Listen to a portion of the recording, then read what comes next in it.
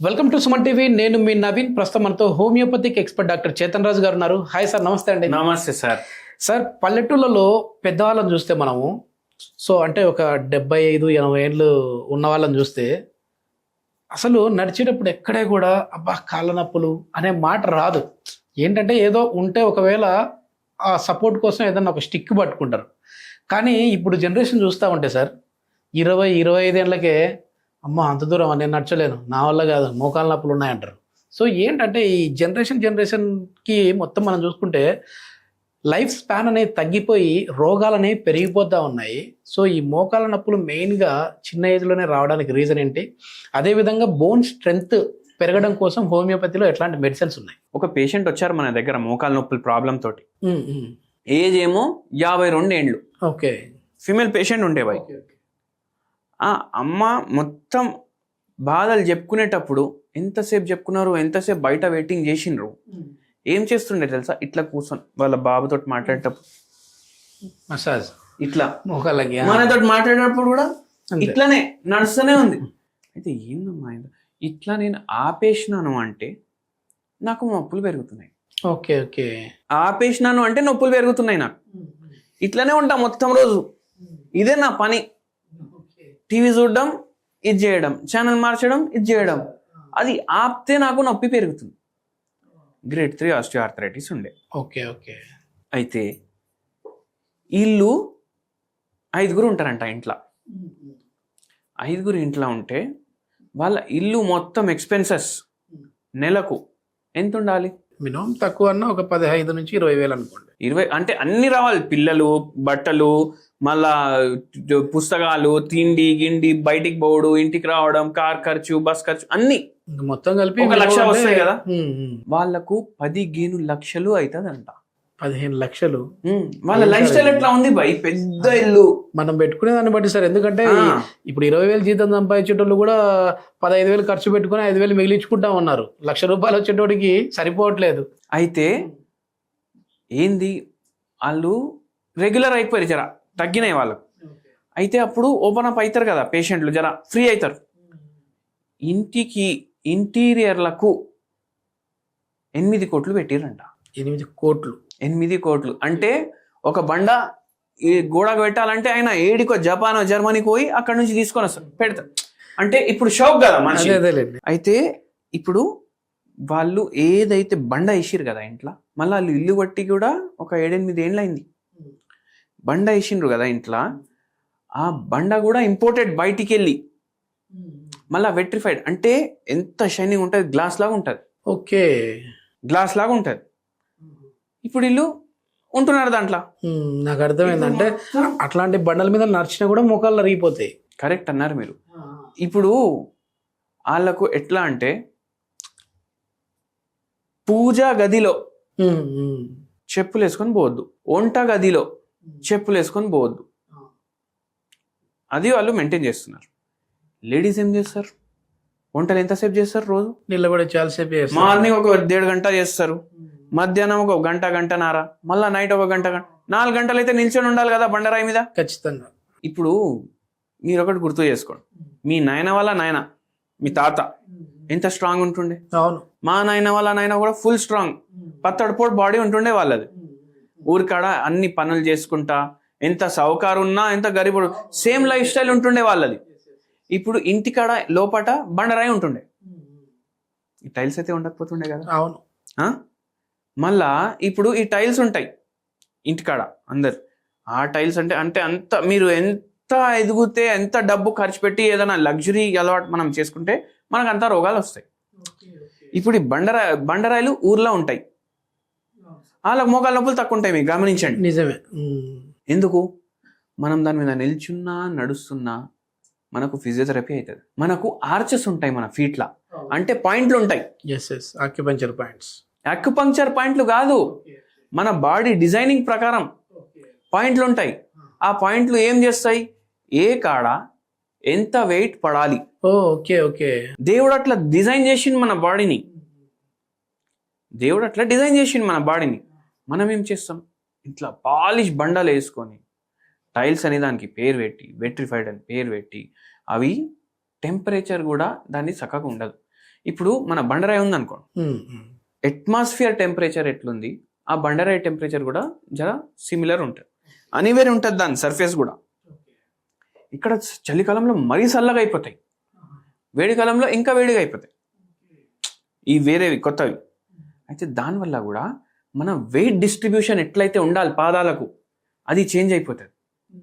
దాంతో పాదాల్లో స్వెల్లింగ్, మోకాల్లో నొప్పి, ఈ ఉంటాయి కదా హిప్ జాయింట్స్, ఈ చిప్పలు పాడవడం ఇట్లా అవుతుంది. సో ఈ పేషెంట్లో కూడా అట్లా అయింది. ఇప్పుడు మనం ఇప్పుడు చూడండి, చిన్న పల్లెటూరు అనుకోండి, అక్కడ మోకాలు నొప్పి పేషెంట్లు తక్కువ ఉంటారు. ఎందుకంటే వాళ్ళకి సాధనాలే ఉండవు కదా, ఒక్క కాడికి ఇంటికి కాడికి పోవాలంటే వాకింగ్ పోతారు వాళ్ళు 1.5 కిలోమీటర్ 2 కిలోమీటర్స్. మనలాగా యాక్టివ్ వేసుకొని బర్రని వెళ్ళిపోరు వాళ్ళు, అవునా కదా. అయితే షుగర్ పేషెంట్లు తక్కువ ఉంటారు, మోకాలు నొప్పి పేషెంట్లు తక్కువ ఉంటారు. అందుకే డాక్టర్లు అందరూ సిటీకి వచ్చి పెడతా ఉంటారు హాస్పిటల్స్. అయితే ఇప్పుడు మళ్ళా పల్లెటూరు నుంచి చిన్న టౌన్కి వెళ్ళండి, జర చిన్న చిన్న ప్రాబ్లంలు పెరుగుతాయి, అవునా కదా. ఇంకా పెద్ద సిటీకి రండి, మోకాలు నొప్పి, షుగర్ వ్యాధి, బీపీ వ్యాధి, ఈ పేషెంట్లు పెరుగుతారు. సిటీలోకి వెళ్ళి డెవలప్డ్ సిటీ టోక్యో లేదంటే New York, new Jersey full developed, అటు గోక్కోవడానికి కూడా ఒక మషిన్ ఉంటుంది. సో అప్పుడు ఏమైపోతాయి, ఇంకా రోగాలు పెరుగుతాయి, క్యాన్సర్ వ్యాధులు, ఆటో ఇమ్యూన్ ప్రాబ్లంలు, ఇవన్నీ. ఎంత డెవలప్మెంట్ అవుతున్నాం మనం, మన శరీరానికి అంత హాని చేస్తున్నాం. సింప్లిసిటీ మనం లీడ్ చేస్తలేం. మళ్ళా ఈ టైల్స్ ఉన్నాయి అంటే మళ్ళీ యాక్యుప్రెషర్ చెప్పులు వేసుకుంటాం.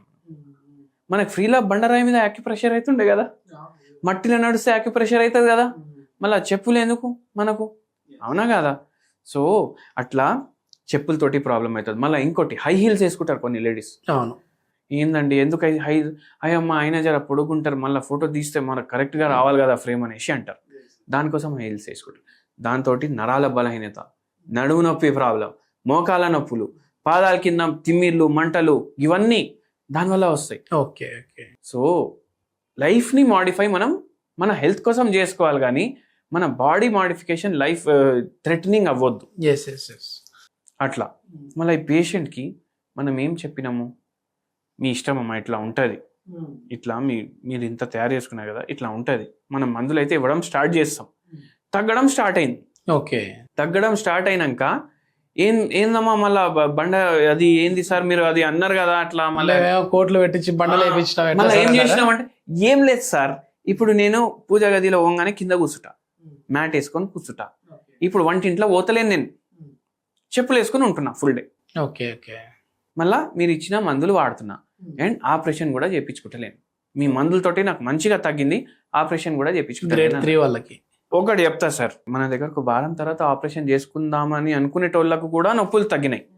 కానీ నేను ఒకటి చెప్తా, మనము ఎంఆర్ఐ కానీ ఎక్స్రే కానీ సిటీ కానీ ఎప్పుడు చేపిస్తాం, మనకి డిసీజ్ ముదిరింది అని తెలిసినప్పుడు, డాక్టర్లు రెఫర్ చేసినప్పుడు ఎప్పుడు రెఫర్ చేస్తారు. మనకు పరేషాని దానివల్ల వస్తుందంటే మనం డాక్టర్ దగ్గర పోతాం. డాక్టర్ దగ్గర పోయి ఇది ఉంది అయ్యా పరేషాని అంటే నా ఎక్స్రే చేపిస్తే మనకు తెలుస్తుంది. అంతలో ఇంత అరిగిపోయింది. చాలా మందికి రోగం ఉంటది, వాళ్ళకు సిమ్టమ్లు ఉండవు. Okay okay, asymptomatic. అది ఎందుకు ఉంటుంది, 21 తర్వాత మన బాడీ చచ్చిపోవడం స్టార్ట్ అవుతుంది. ఓకే, 80 ఏండ్లకు మనం చచ్చిపోయినా ఆ ప్రాసెస్ ఏమో 21 ఏండ్లకు స్టార్ట్ అవుతుంది. Okay okay. మెల్లమెల్ల సంపుకుంటా బాడీ ఒక పూర్తిగా మన ఆత్మ వెళ్ళిపోతుంది బాడీలోకి వెళ్ళి. సో ఈ ఎక్స్రేలు ఎంఆర్ఐలు ప్రతి పేషెంట్కి ప్రతి మనిషికి చేపించినాం అనుకోండి, కొందరికి నడుములో ప్రాబ్లం, కొందరికి మెడలో ప్రాబ్లం, కొందరికి మోకాల్లో ప్రాబ్లం, కొందరికి పాదాల కింద ప్రాబ్లం, ఏదో వస్తూనే ఉంటుంది. కోవిడ్ టైంలో టెస్ట్ చేస్తే అందరికీ బయటపడతా ఉన్నట్టు, అందరికీ బయటపడ్డా. ఇప్పుడు అందరికీ కోవిడ్ ఉండే కానీ అందరికి సిమ్టమ్లు లేకుండే కదా, అట్లనే. సో మనం మెయిన్ సిమ్టమ్స్ ఫస్ట్ తగ్గించేయాలి.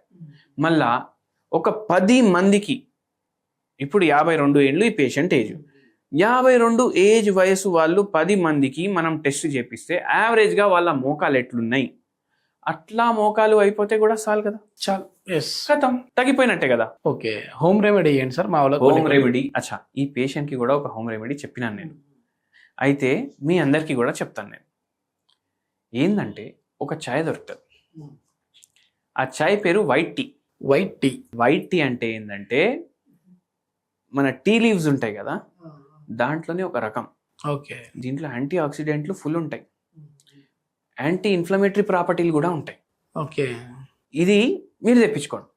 మీ white tea order online home delivery అంటే వస్తాయి. చాయ్ రేటే ఉంటుంది మీకు. Okay okay. కొంచెం మీకు ఒక 20 రూపాయలు 30 రూపాయలు ఎక్కువ ఉంటుండొచ్చు గంతే. గ్రీన్ టీ ఉంటుంది కదా, గ్రీన్ టీలో హెల్త్ బెనిఫిట్స్ ఉంటాయి కదా, దాంట్లో ఎన్నో తరాలు ఎక్కువ హెల్త్ బెనిఫిట్ దీంట్లో ఉంటుంది వైట్ టీలో. Okay okay. Anti inflammatory properties, energetic properties ఉంటాయి. అండ్ వీటితోటి మోకాల నొప్పుల్లో జర రిలీఫ్ ఉంటుంది, మీకు రిలీఫ్ మాత్రం ఉంటుంది. అయితే ఇప్పుడు గ్రీన్ టీ ప్రిపరేషన్ ఎట్లా చేసుకుంటారు? నార్మల్గా మీరు డికాక్షన్ తయారు చేసుకుంటారు కదా, గట్లనే తయారు చేసుకోవాలి. తయారు చేసేటప్పుడు ఇంత పసుపు కొమ్మ దాంట్లో దంచేసి వేసేయాలి, అది white tea. Okay okay. White tea మామూలుగా కూడా తాగొచ్చు మీరు, కానీ వైట్ టీ తయారు చేసుకునేటప్పుడు మీరు జర పసుపు కొమ్మ వేయండి దాంట్లో. యాంటీసెప్టిక్, యాంటీబయాటిక్, మళ్ళా ఎనర్జెసిక్, సో ఎన్హాన్స్ అయిపోతుంది. అది తాగి మీరు వచ్చి కమెంట్ చేయండి వారం తర్వాత ఎట్లా. నిజంగా చాలా మంచి ఇన్ఫర్మేషన్ సార్. ఏంటంటే మన లైఫ్ స్టైల్ అనేది ఏదో మనం టెక్నాలజీ వెనకాల పరిగెడుతూ మనం ఇంకా కొంచెం అభివృద్ధి పరంగా ముందుకు వెళ్తా ఉన్నాం అనుకుంటాం, కానీ బాడీని మాత్రం తగ్గించేసేస్తా ఉన్నాం, దాని పనితీరుని తగ్గించేసేస్తా ఉన్నాం, కాబట్టి ఈ రోగాలన్నీ వస్తూ ఉన్నాయి. ఎస్, థ్యాంక్ యూ అండి. Thank you.